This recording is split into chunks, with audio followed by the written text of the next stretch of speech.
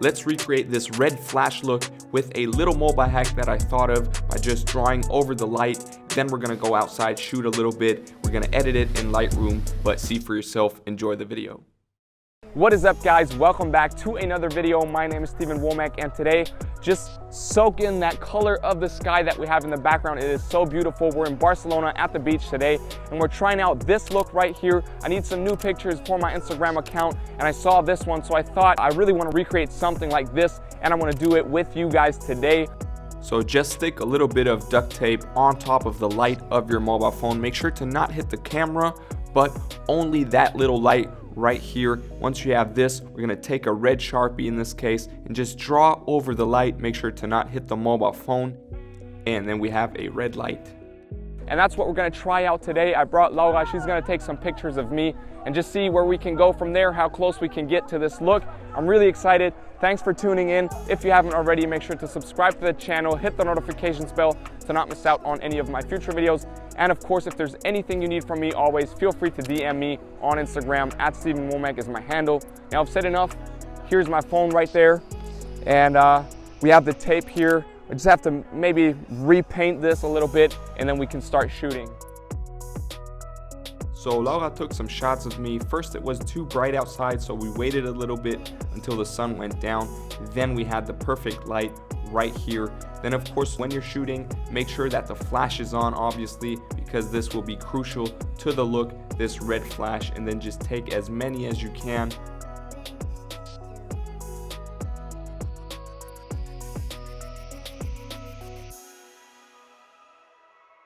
And you will end up with a few shots looking kind of like these. And now here we go, we have those pictures. I think they turned out pretty cool, but of course we're gonna take them even a step further and now edit them in the free Lightroom app. So I'll show you how to edit them correctly to get that really nice film look and really hard contrast final look for these images. So what we want to do is open the picture in the free Lightroom app. Of course, I've also created a preset on exactly this look for you guys. It's in the all presets pack. Link is under this video. And in that pack, there's over 150 presets. And the cool thing about this pack is that every time I create new presets, they're automatically updated to the pack. So make sure to check that out. Link is under this video. If you already have the all presets pack, you can save your time, work with this preset right now. But of course, I'm going to show you how to edit it as well. So we want to open the image in the free Lightroom app right here, and the first thing we do in the lights tab is go to curve on the upper right side, and I want you to copy this really simple curve as it is right here. So the shadows on the bottom left, we pull them up a little bit and then create that bow leading towards the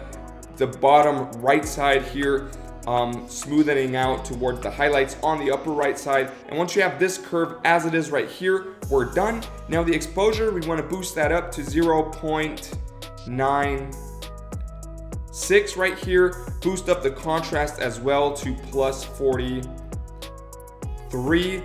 Pull down the highlights all the way to -72 right here. And then pull down the shadows as well a little bit to -18. The whites all the way down to -100.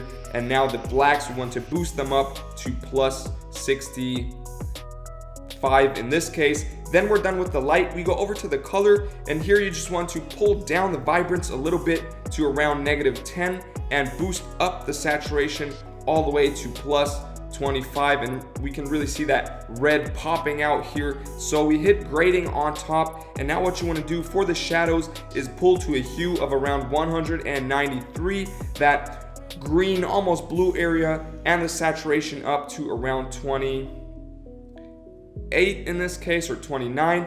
The midtones we're not going to change, but the highlights we want to leave this hue at 0, that red tone, and then we want to boost up the saturation to around 18 here, and then we're done with the grading. Now we go to mix, and for the red tones, what you want to do is just boost the hue to around +18, pull up the saturation to around +30, and pull down the luminance to -7.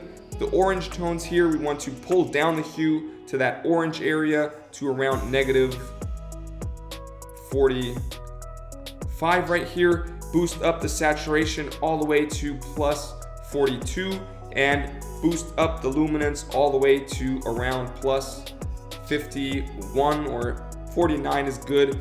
Then the yellow tones, we want to pull down the hue to that orange area to around negative 42.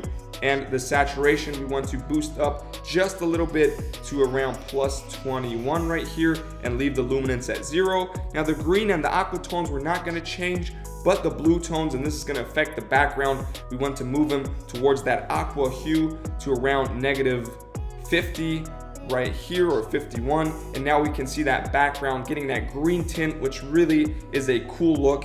And then we want to pull down the saturation a little bit to around negative 31 and boost up the luminance all the way to plus 78 right here. Now the purple tones, this is gonna affect the t-shirt a little bit. We want to pull down the saturation all the way to negative 100 and boost up the luminance all the way to plus 100. Then the pink tones right here, boost up the hue all the way to plus 100 and then pull down the saturation halfway to negative 56 right here and leave the luminance at 0. We're done with the colors. Now the last thing we do is go to the effects tab here, and now we want to pull down the clarity to negative 18 as it is right here, and then we want to boost up the grain to really give it that vintage look all the way to plus 52 or 53. And now we can see that really nice subtle grain, and maybe we want to get rid of the vignetting, that kind of dark circle around the image, so we boost that up a little bit to around plus 7 to make that brighter, and then we're already done here. And this is it, guys. Here's the final look. Here's a little before and after. And now what I also did in a second step is kind of layered this picture. There's also a free app called Over where you can create that artistic layer on top of that, making it bigger. But I've created a video, a tutorial on that already. I'll link it right here in the corner if that's a look you want to do with this image.